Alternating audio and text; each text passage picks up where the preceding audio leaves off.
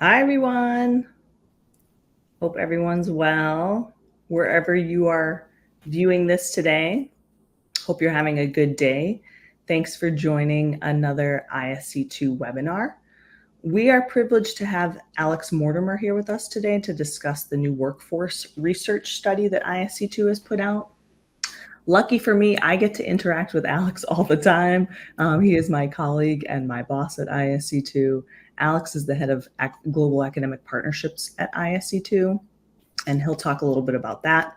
Before we jump in, we're going to start a brief video regarding our housekeeping items for you all, and we'll be back in a few moments. This is Knowledge Vault, bringing you cutting-edge cybersecurity discussions presented by ISC2 certified members and subject matter experts from around the globe.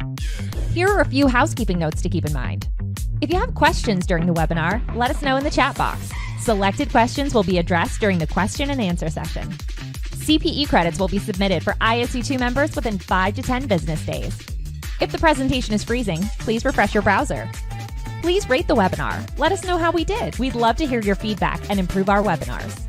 Now, get ready for an ISC2 Knowledge Vault webinar.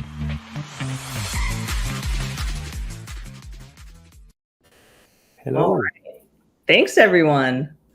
Before we dive in to Alex's background and to the research, I just wanted to quickly introduce myself. My name is Angela Coletta Acevedo, Academic Partnerships Executive at ISC2. I'll be serving as sort of the moderator for the discussion today and just to help facilitate the Q&A.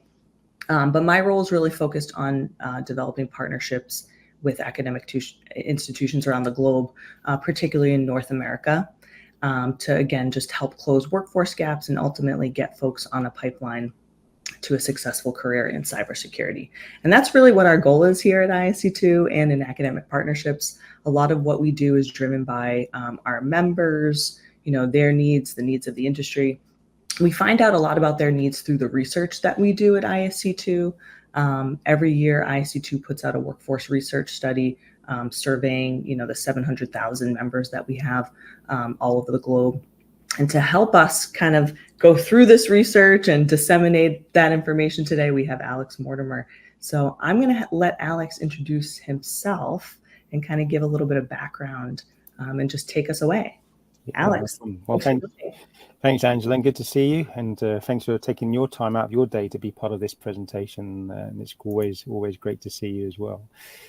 Just over to our audience, hello and welcome to this webinar, where unfortunately for you guys, you've got me talking about the cybersecurity workforce study that Angela just quite rightly said. That we interview many folk here as part of our membership, and to get a little bit of an idea of what's going on around the world and globally, and hopefully you can get some insights from that today, as well as an opportunity for you to ask questions and interact with us as well.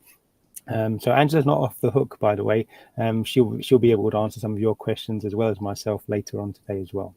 A little bit about me. So I head up the global academic partnerships arm at ISC2. So I'm responsible for expanding our academic partnerships globally. So I'm very privileged to work with around 400 or so academics around the world in one way or another, whether that be using our content as part of part of a degree program or a standalone module, or research, or networking, or supporting in one kind of size or another, as I said.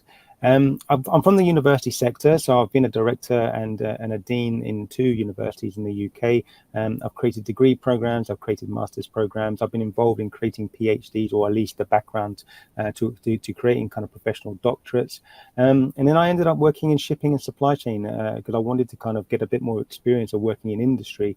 So for 10 years, I worked for a big shipping company, a big logistics company, as a board director, supporting the organization kind of, through creating educational programs, but also creating processes across different departments to work more efficiently and effectively, where I learned how every component of a business kind of works together to kind of ultimately kind of support one another.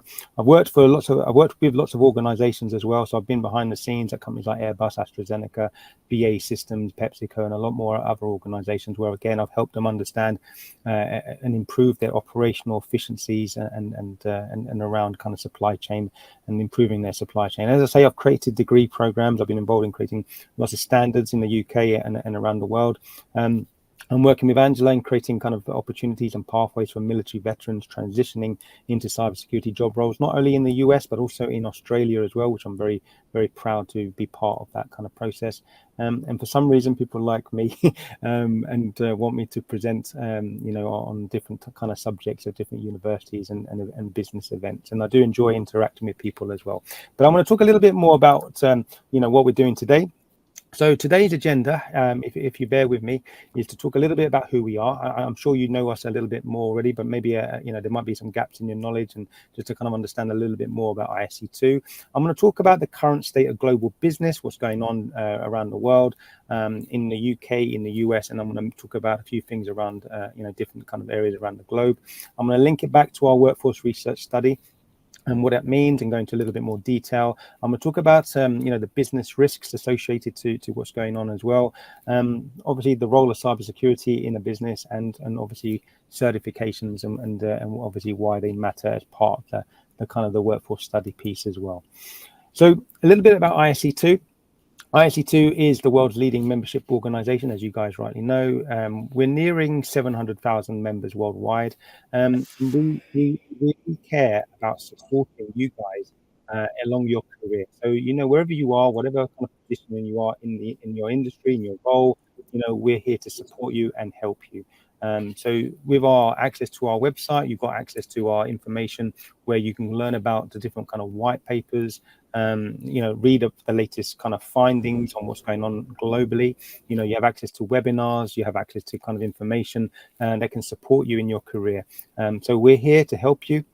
We're here to educate and provide good, short courses or certifications along your career, as well as these fantastic webinars where we have expert speakers on improving your, CV or resume support or interview techniques, or how to kind of differentiate yourself when you're applying for a job role, because we genuinely want to help you and support you. ISC2 has been around for 40 years, by the way, and CISSP, CISP, has been around for 30 years. So we're quite established, quite well known, and we're here to help you.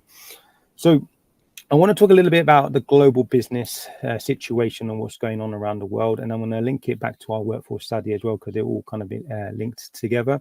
So if you go onto the Federal Reserve Bank of New York's website, they have a fantastic graph actually that talks about the supply chain pressure index. Now, I talk a lot about supply chain because supply chain and having an effective supply chain is what makes a business successful. Okay, if your customer comes to your website, looks at products, and your products are not there because of a supply chain issue, that customer goes to another business and buys that product from them, so you lose out. Okay, so that's why it's imperative that you have an effective supply chain. But what we are seeing more and more of now is supply chain attacks through cybersecurity, where companies do not have a kind of a process for dealing with cyber attacks across your end-to-end supply chain. But on the Federal Reserve Bank's of New York's website, we have this graph which shows that the amount of pressure that is on business at the moment, and you can see the risk, and you can see the pressure of it actually equates to the general level of pricing for the shipment of goods through sea freight, air freight, road freight, and rail freight. Just basically, when a container ship comes into a port, the container is lifted up and put on a truck. That truck goes to a distribution center, and then from there to a store or to a customer or to an end user. So the general level pricing for all of those activities. And if you can see the graph, you can see the pressure from 2020 there all the way through to 2024, and you can kind of see what's going on. But you can also see that the pressure increases as particularly this year we've seen 2 elections. So obviously one in the US, one in the UK. We've had Germany as well, and obviously the challenges we've also seen around wars that are unfortunately happening around the world, and that all has an effect on the pricing. Now, the reason I show this graph is because whenever there's a problem or a disruption in business and ultimately your supply chain, that's where we see more cyber attacks. That's where we see more vulnerabilities. That's where we see, a lot more issues. So actually, if you want to try and predict, where, the volatile kind of nature of business, this is where you can kind of see the graph and almost predict what's happening around the world. And that's where we kind of talk about and link where the disruption of the attacks are happening across organizations as well. So linking in with our cybersecurity workforce study, this year we had nearly 16,000 global security professionals answer our survey in multiple languages, and going into detail. And the common issues that we saw were obviously again the impact of the economic uncertainty. Skill gaps is a continual need or a continual issue in organizations globally, not just in the UK or the US. And also the challenges of navigating AI was coming up quite a bit as well. And that's not really surprising, because actually, if you think about it, for those who are new to AI, they're not kind of, they're a little bit scared of it, if I'm honest. But from a growing kind of predictions for cybersecurity 2025 and beyond, we're seeing a lot of people kind of concerning themselves around cloud security, the Internet of Things, and AI. So they're the kind of the common themes as part of it as well. Now, we've been conducting our survey for quite some time, and there's always been an increase in the workforce skills gap and the number of kind of cybersecurity professionals in the marketplace globally. So in 2022 we had 4.7 million. In 2023, just last year, we had 5.5 million. But for the first time ever, the workforce increased by only 0.1%. And that's for us, it's quite it's sad in a way, because obviously when you're dealing with a cyber attack, you need more people that are kind of educated and understanding how to deal with those attacks, right?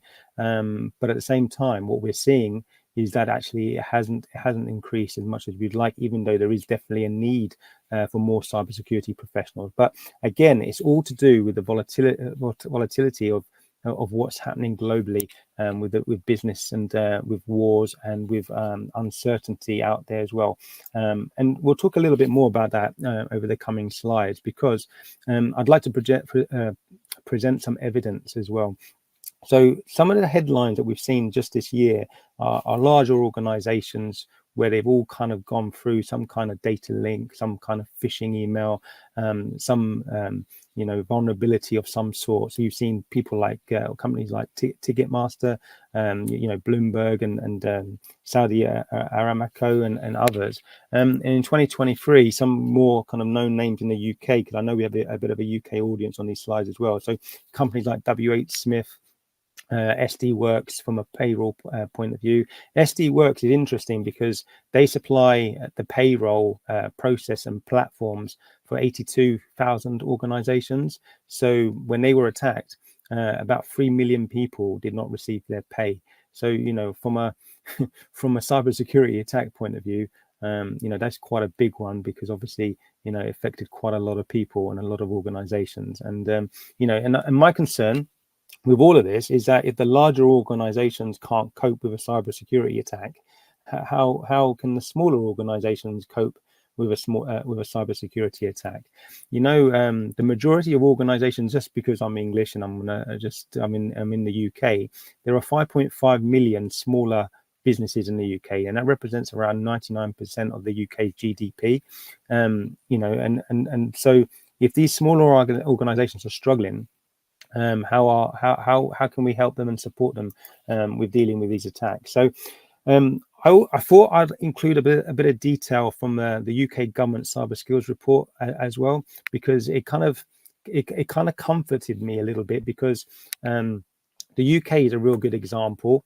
If you look at the data that they presented from their survey and aligned it to ours at ISC2, it's actually their results are very similar to ours. So that gives me a little bit of comfort in the reliability of our research data. And they also suggest that the demand for cybersecurity professionals has slightly fallen, and this is because of and this is their words. because of the challenging microeconomic factors and job cuts in the technology sector.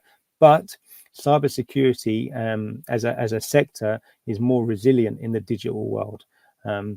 So there's some kind of points there, and my take on it, and my personal opinion, is that 2024 is a bit of a blip year anyway, simply because of the different elections that we've had across the pond, and obviously a couple of wars that are happening, and wars that we don't know about, where we're seeing a lot more cyber attacks and those taking risks with cyber attacks as well. But what we have also seen is an increase in firms trying to deal or support companies with their cybersecurity. And now in the UK alone, as a good sample, the UK sector in cyber is now worth 10.5 billion. So it is a real growing industry, and it is growing nonetheless.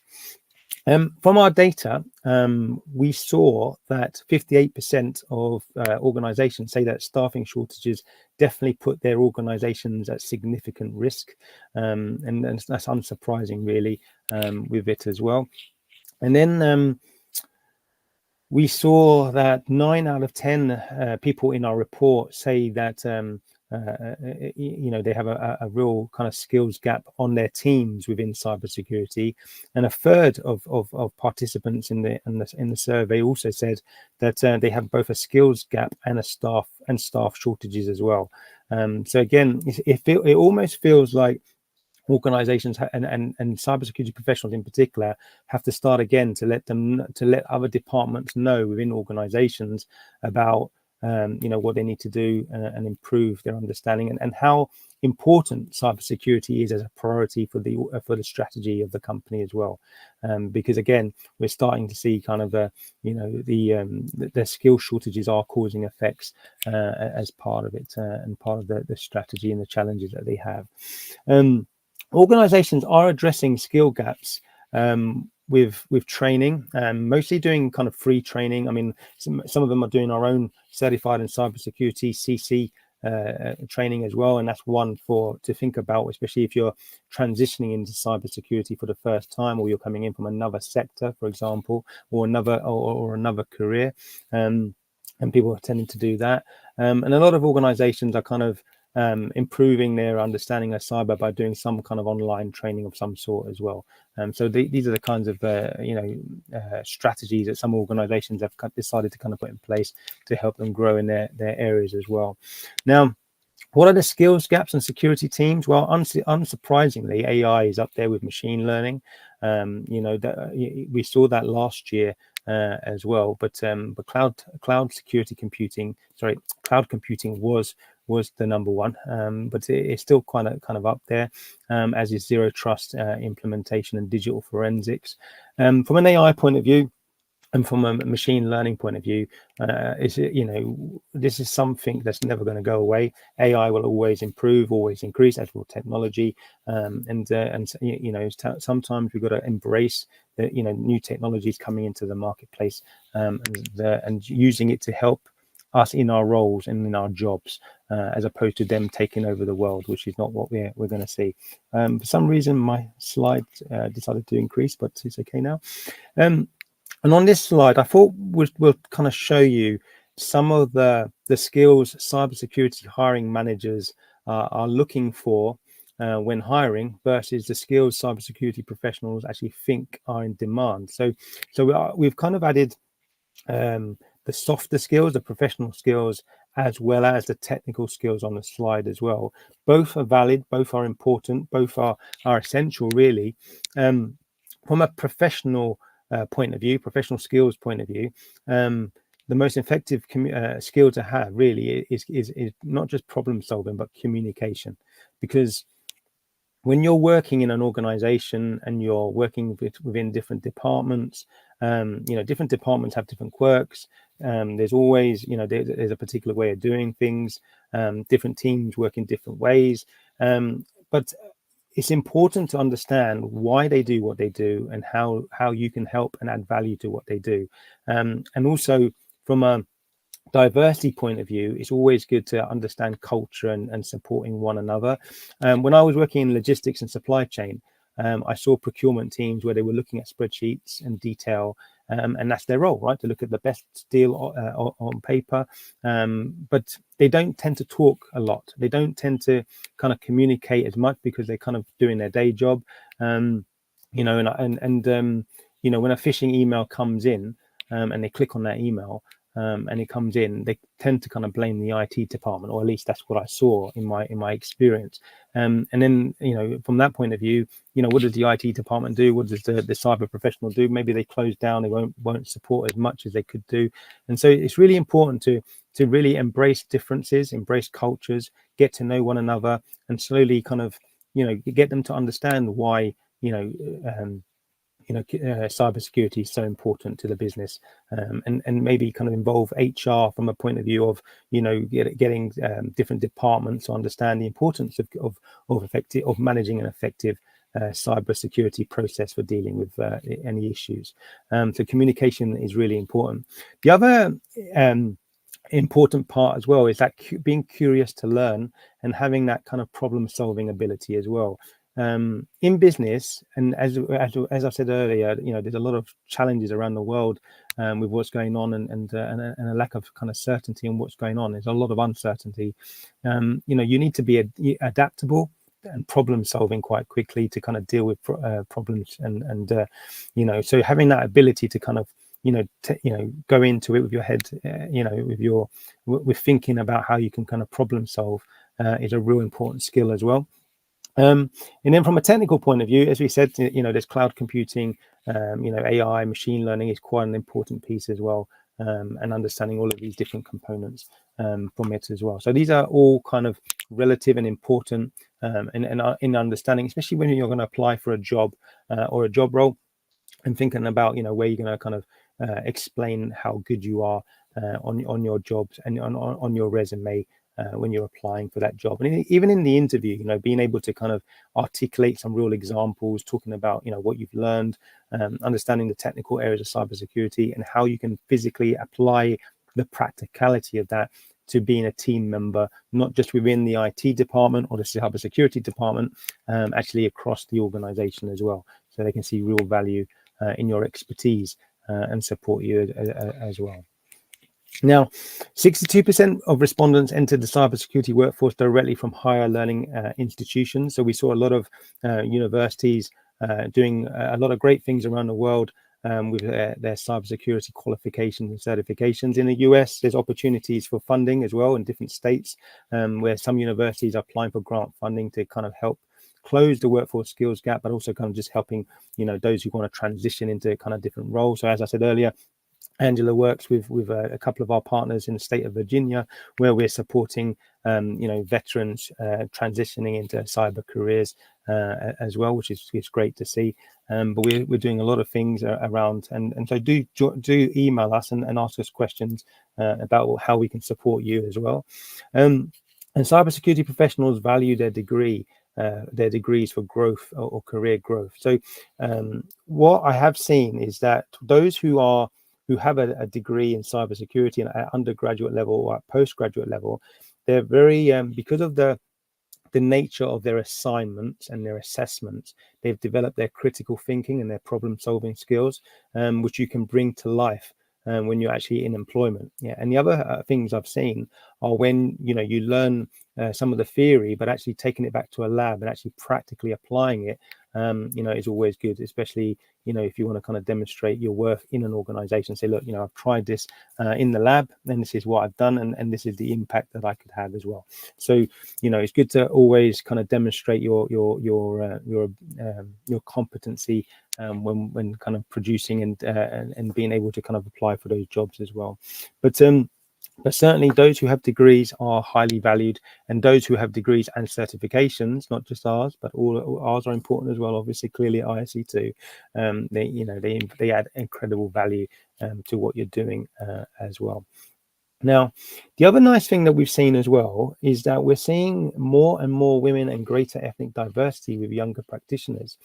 So now that Angela and I both go out to organizations, to universities, and give presentations, and it's nice to see more females in the audience. It's nice to see more diverse background in the audience and answering their questions. And you can certainly see from our data here that more and more under 30s are heading into the sector, are supporting the sector. And the other thing as well is that the more diverse, or the research says, the more diverse your business is, the more effective and productive your business will become. And that's what the data says.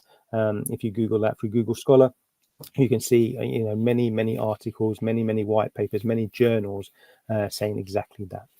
So it's great to see, and long may it continue. Now, as I said earlier, and I wanted to kind of emphasize this point, which is why the slide is back up here. Organizations are really looking for cybersecurity staff who possess these attributes, and this is what our workforce studies suggested as well when we were interviewing so many different people. So that strong problem-solving ability, being curious and eager to learn, having that the idea and an attitude to communicate more effectively as well across different departments, and being clear. Just earlier before this call, before this webinar, I was on a call with our colleagues asking about how we can kind of communicate more effectively across the departments, across different areas of ISC2. And when we gave our feedback, which is great. So in an organization, when you're in that organization, it's good to help them understand what you do and how your function impacts the rest of the companies. And you can only do that through taking the time to do that, and meeting people and communicating and talking about all of these areas as well, because again, they are really important as well. So and obviously great for us. Cybersecurity certifications are important to organizations as well, because again, they demonstrate that you have competency at the various levels of our certifications as well. So what we have found in our data is that what are the most effective ways to develop talent? Well, 27% say certifications. That's great. So certifications, as I say, demonstrate that you have competency in the various areas, whether that be cloud security, whether that be incident response, whether that be in cryptography, and all of those areas and beyond. A lot of organizations are starting to do a lot more in-house training as well, which is interesting. So that means that they'll invite their cybersecurity professionals to present on what's going on globally, or at least how it could affect their business, or giving them some practical tips to improve as well. 19% of organizations are starting to be more proactive in going to conferences. So we've seen an increase in going to the Black Hats, for example, both in the US and in the UK.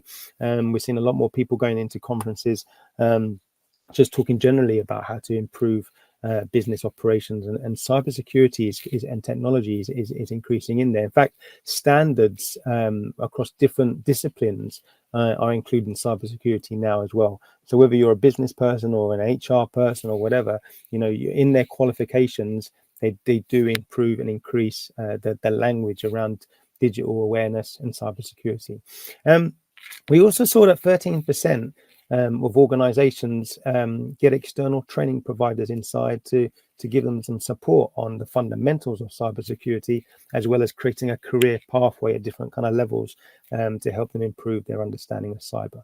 So you've got middle managers that want to kind of upskill or reskill, and then you've got those senior executives that maybe want to kind of do the CISSP, or maybe do some other kind of shorter courses as well, maybe thought leadership pieces as well.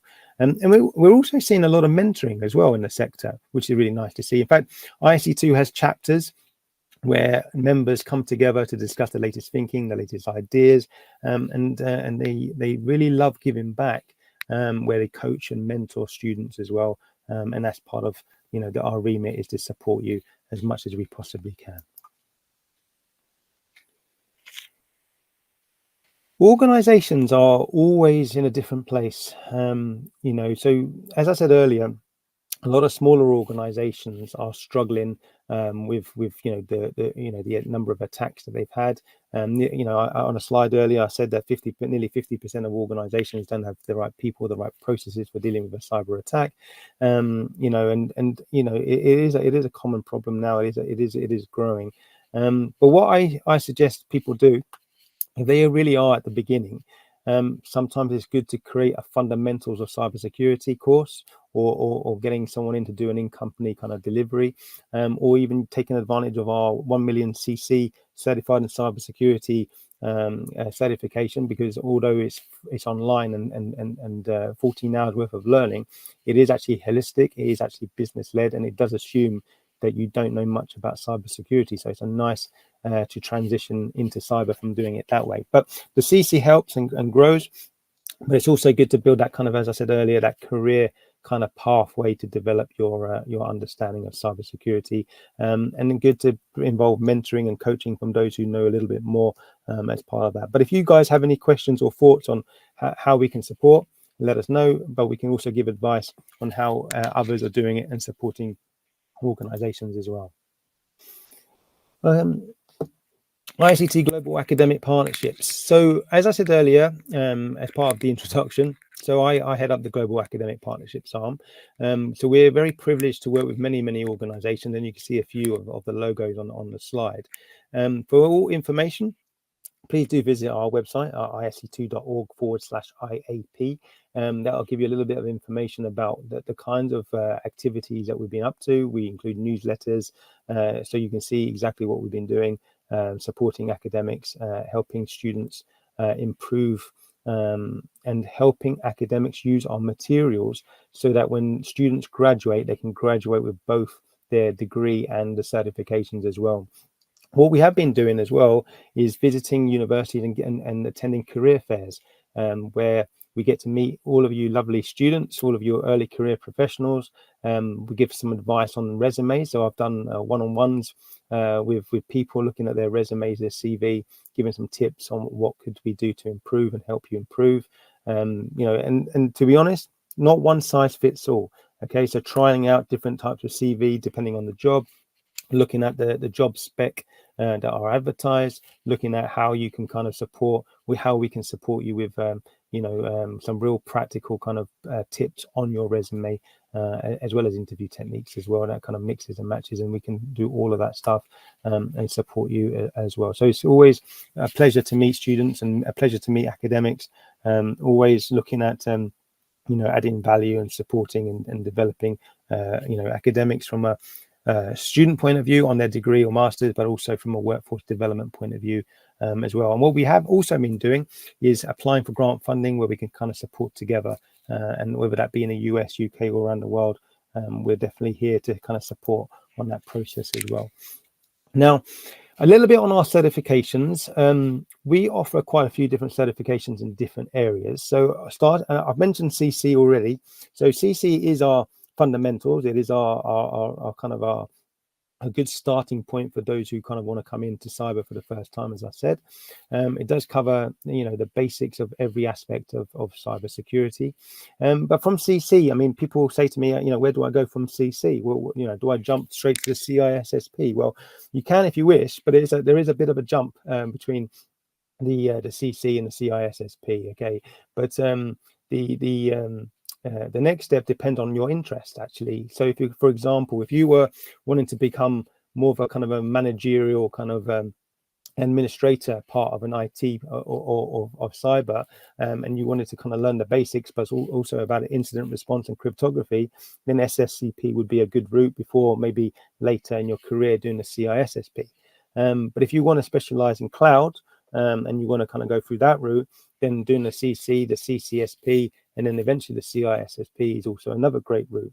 And what we have been seeing is a lot of interest in our secure software development certification, the CSSLP, as a growing area as well, kind of supply chain, as well as governance, risk and compliance partly, but it is a good certification to do, as well as the CISSP later as well. And also talking about governance, risk and compliance, we do have a great one which covers quite a lot of topics, in the CGRC as well. So again, we can specialize in different areas. You can specialize and choose the right certification that's right for you. What I would suggest though is obviously looking at the details on our website, which I'll show you the link on the next slide.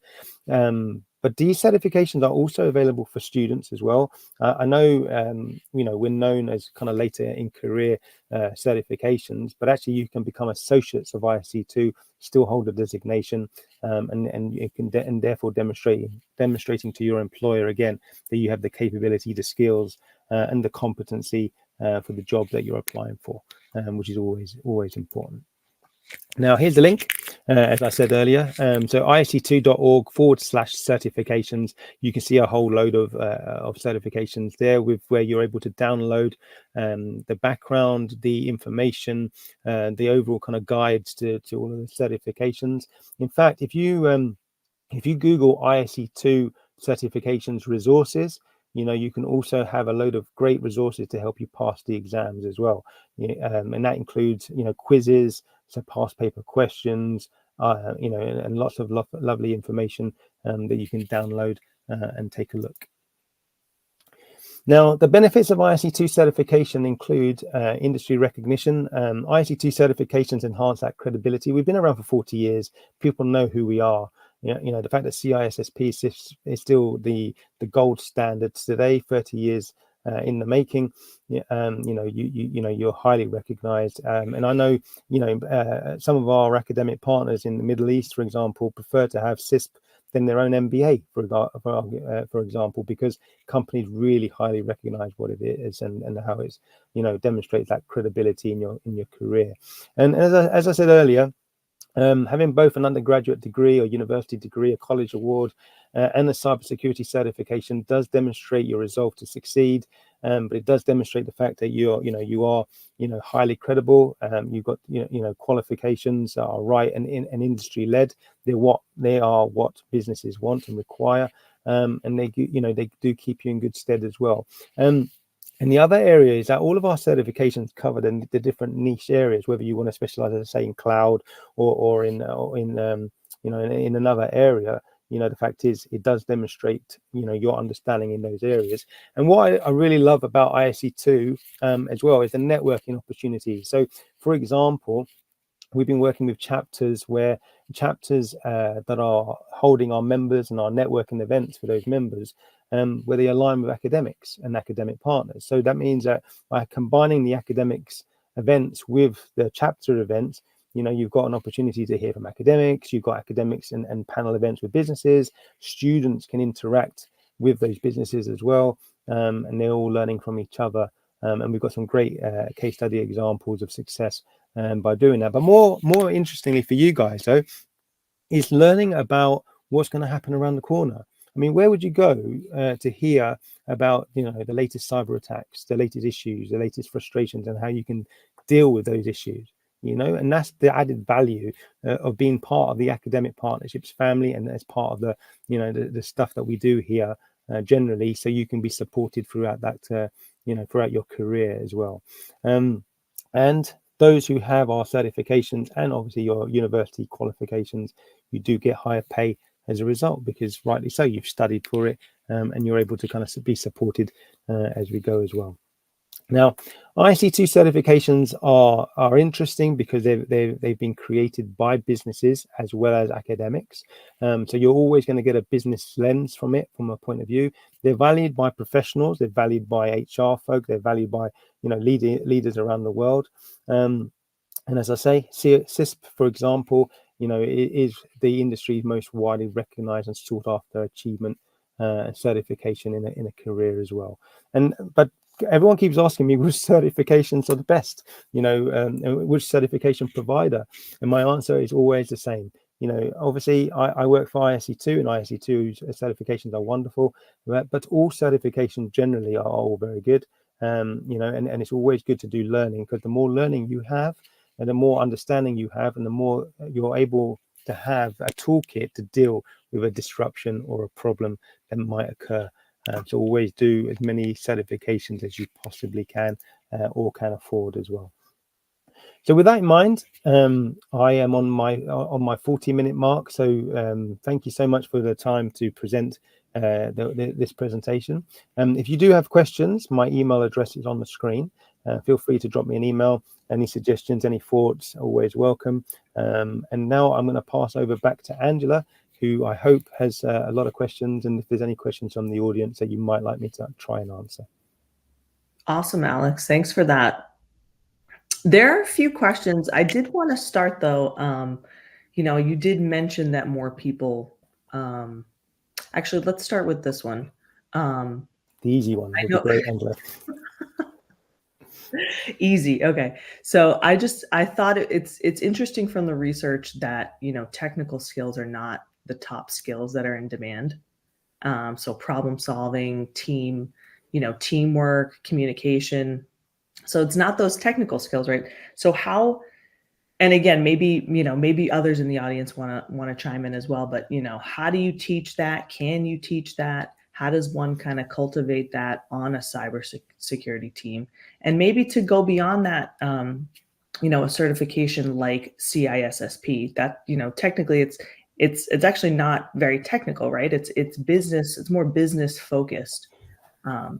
Is Mhm. there, is the cert, is CISSP, is that, a good one for professional development in those areas, those non-technical skill areas? Sure. Okay. So from a professional skills point of view, the best thing to do is to obviously we have them on our website. So we actually have professional skills being offered as part of learning on our website. But actually, there's a lot of learning like that you can do simply by kind of buying books and reading through these books. And in addition to that, there's a lot of stuff on ISC2, on LinkedIn Learn, where you can kind of learn some of the softer skills on communication and communicating between different departments as well. And also, if you're already in employment, it's worth going to your HR department and asking them about any kind of learning and training courses that you can participate as part of their strategy, because mostly in an organization, HR colleagues, learning and development managers, heads of learning, they have a structured plan for developing their people. And more often than not, they include project management, they include communication, they include leadership skills. And you'll be surprised to see that they've actually got a toolbox or a kind of a pathway already created. But if you want to kind of Google some of the learning, then you'll find quite a few bits and pieces out there. But if you don't, and you want some suggestions for the stuff that I've read, just drop me an email, and I'll be happy to kind of send you a few links to different kind of books and courses as well. I'm happy to help. Now the CISSP one question, CISP is always good to have anyway. It's not technical, but it is theoretical, and it's very much detail, and that's why what we are seeing in the academic kind of delivery of it, they do link labs to the practical application of some of the kind of content as well. And the exams are quite tough. And I don't want to put you off, but that's part of the credibility of the certification, right? The fact is, by having that certification, it's got such high credibility that you're more likely to be kind of considered for a role, right? Because you've got it, and you've taken the exam and you've demonstrated your understanding of the different domains. But it's definitely worth kind of considering wherever you're kind of coming from, especially if you wanted to kind of go up the career ladder, or work in another country, for argument's sake, because it's a certification that's known everywhere. Not just in the UK, not just in the US, wherever you go, people have heard of it. And that's the piece that I would suggest. But, I've seen loads of people go from CCSP from cloud into CISSP. I've seen people from SSCP going to CISSP, so it really is definitely a good one to kind of consider as part of your career development for sure. Thanks for that, Alex. Yeah, so a few questions just came in. Only the easy ones, please, Angela. This one I think is easy for you. Is it mandatory to follow an ISC2 course to pass an ISC2 certification? What are your thoughts on that? Is it mandatory? Well, it's advisable, right? Because the material and the official books and slides that we have are all aligned to the learner outcomes and the exam outlines of the CISSP certification, right? So you want to be adequately prepared for the exam. But I mean, obviously, if you're super intelligent and you feel you're confident enough to take the exam without doing the prep, but that's entirely up to you. But it does cost money, right? So it's definitely worth preparing yourself for the CISSP outline. On the presentation, I mentioned if you go to Google, type in ISC2 CISSP resources. If you look at that, there's an outline of the CISSP. It covers all the different domains. It goes into the detail behind what's actually covered. It's past paper questions, past paper, apps you can download. and a lot of resources that you can kind of read through. So I think if you did those questions first, then you'll see if you're capable of doing or doing the exam, and that's a good way to kind of start in a way. Back to you, Angela. Great, thank you for that. A few other things came in. I'm just trying to see what's a good transition point here. Here's an easier one as well. Please, someone's saying they don't have a chapter in their area. How would they proceed to get access to a chapter, basically, if there isn't one in your area? Okay, they're actually looking at the chapter strategy at the moment, and if there isn't, actually on our website there is a link which looks at how you can kind of create a chapter and align to ISC2's objectives as well. Obviously, we want to reach as many people as possible. We want to support as many people as possible. But if you drop us an email, we can send you a link to apply for a chapter, because to have a chapter, you need to be a member of ISC2 and a member for a minimum period of time. So you're able to kind of create and draw out a plan, but we can also support you by linking you with other chapters as well, to see how they've started it, to see how they've built their chapter, and what the objectives were, what's working well, what didn't work so well, and it can support you in that process as well. And it's really good to create a chapter, by the way, because as I said, some of our fantastic chapters that we have at ISC2, they have mentorships, they have coaching sessions, they have networking events, they discuss and debate different issues. I'm actually connected to our London chapter on my phone through WhatsApp, and I keep getting the messages come through on different kind of questions and thoughts, and it's great learning, because everyone chips in and supports. If they've had an issue, someone will say, well, actually, we did this last year, and as a result, this is what we did. And that kind of stuff is gold dust. So definitely worth considering building a chapter or linking yourself to a local chapter as well. Back to you, Angela. Thanks for that. That wasn't an easy question. Sorry. Some of these are very specific. I know, I'm fine. It's fine.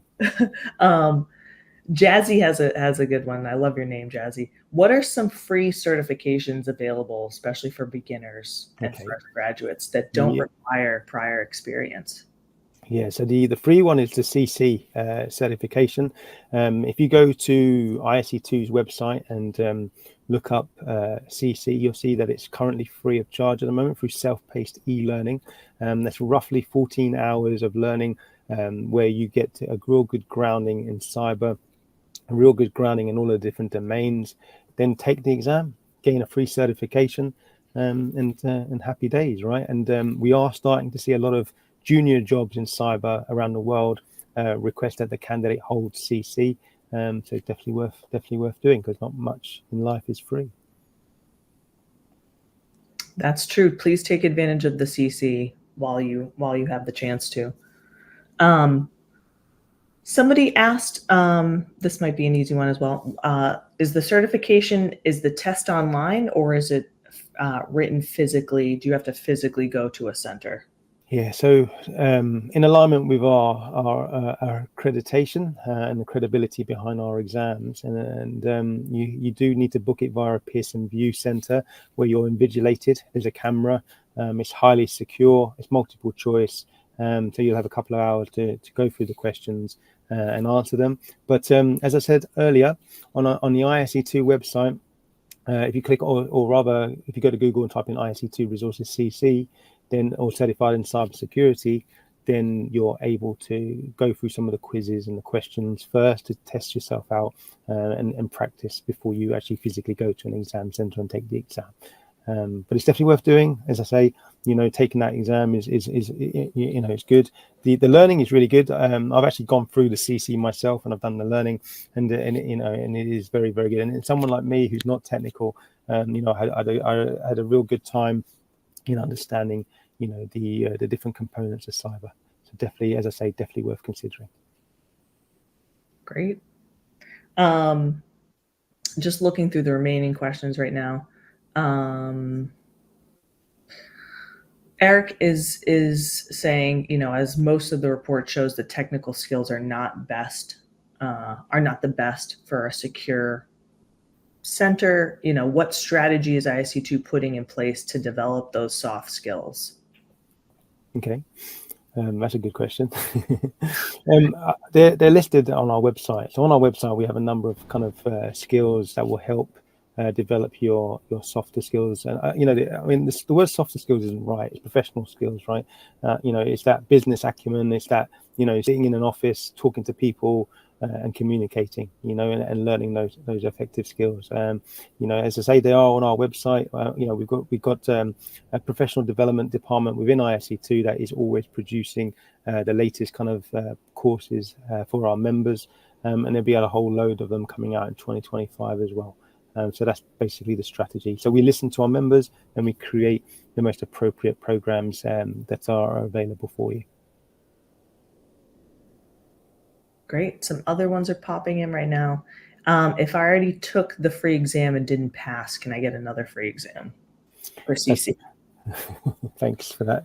The answer is not that I know of, but do email the team at ISC2 for CC and ask them that question again, so they can make sure that they can kind of look at that and do it or enable you to do it. But if you didn't pass the first time, hopefully I've given you some support around the resources that are available now, where you can do some past paper practice and help you kind of go through it as well. And I'm sorry you didn't pass the first time, but don't worry. I mean, it's sometimes you just need to kind of practice a little bit more, or at least go through the course a little bit more. It is a tough exam anyway, but as I say, the learning is good for you to do. And if there's anything we can do to support you, please do email us, and we'll try our best to kind of help you as well. Great. Max is asking, based on your experience, how common is it to see people who have successfully juggled their entry-level cybersecurity job with a bachelor's and certifications at the same time? Would you say it's best to prioritize one over the other? This person, Max, is currently hired at entry level and debating starting with certifications or to pursue a part-time diploma or course. Okay. Good question. With some of the academic partners that we have, they're delivering their degree, their master's, with our certifications already embedded in the program. So you're doing it anyway. And there's a number of them dotted around the world, which is if that's of interest. But for you in particular, I mean, at the end of the day, it's an investment in your career. And when I was delivering master's qualifications at universities, and especially for those who are already in work, I would always say to them that a master's really needs maybe 1 to 2 hours a night of work. You don't just turn up to a lecture and that's it. You need to research, think about, write, and do your assignments. So you're going to have to try and find some time to do some study around doing the certifications and gaining those certifications in addition to your working role. What we are having and what we're seeing a lot more of is cybersecurity boot camps and skill boot camps. So some universities are delivering an intensive week over 5 days where you can just do the learning, do some preparation time, and then do your exam. Some universities are trying out and testing out maybe a Thursday evening and a weekend, a Saturday, to kind of go through it for over 3 months, maybe. So you got to look for who the right provider is as well. But if you are in the workplace, it's always good to speak to HR about funding and asking them if there's pots of money that they've kind of ring fenced for training for staff, where you can kind of take advantage of and do the learning as well. And obviously, I like academia as part of our remit, so it's always good to look for a local university that might be able to provide you with the supporting piece as well.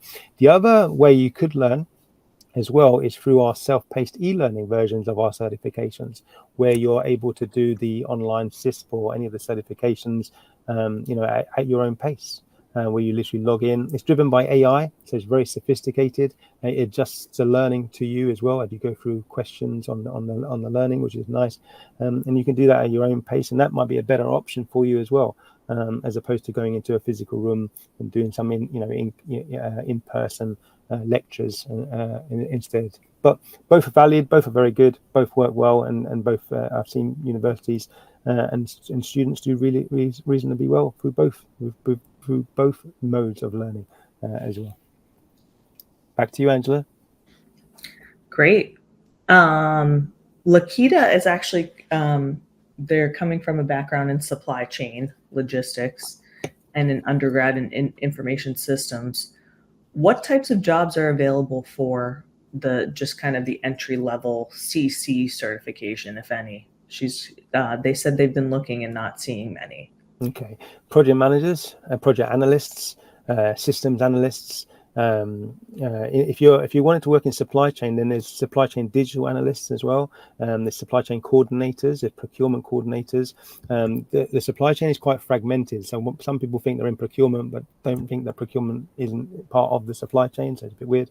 But logistics. We're going to see a lot more digitalization of the supply chain as well, from smaller companies to larger organizations. So there's definitely going to be opportunities in tech and linking in digital sides of supply chain through systems, using Internet of Things and other things as well, which is quite interesting. So you'll start to see a lot of junior roles in those kind of aspects as well. But applying for why don't you apply for all the roles anyway with your CC and see what happens? Because you can explain to them that you have a good background in supply chain, but actually you've got a good understanding of cybersecurity as well. And I think that will help you differentiate yourself in that meeting. But if you want a conversation or you want any more kind of pointers or anything else, please do drop me an email. Happy to answer any questions and support you as well. Great. Clive just asked what certification path is recommended for a network specialist? From a networking point of view, I'd say CC, SSCP, and then if they want to specialize in anything else, great, life cycle, and then CISSP. So there's potentially 4 certifications you could do doing that route through ISC2. But depending on your background, if you've got a degree and you've already got networking as part of the degree, as some commonly do, then do the certification as part of it. So if you were on an undergraduate program, then consider the SSCP. If you're on a master's, consider SSCP and the CISSP. And they're the typical kind of routes into doing this as well. Great.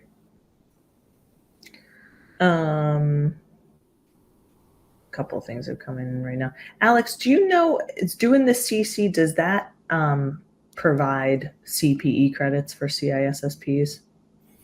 Not for CISSPs, and I don't think it does provide CPEs, but off the top of my head, I don't know. I'll have to ask some colleagues and come back to you. No one's ever asked me that question before, unfortunately. Chitra, if you could email member support at isc2.org and ask that question, because we're not 100% sure, and I'll write that in my reply as well. Thank you. Thanks for that question. Yeah, feel free to ask Angela some questions because she knows. Please don't. Let's see.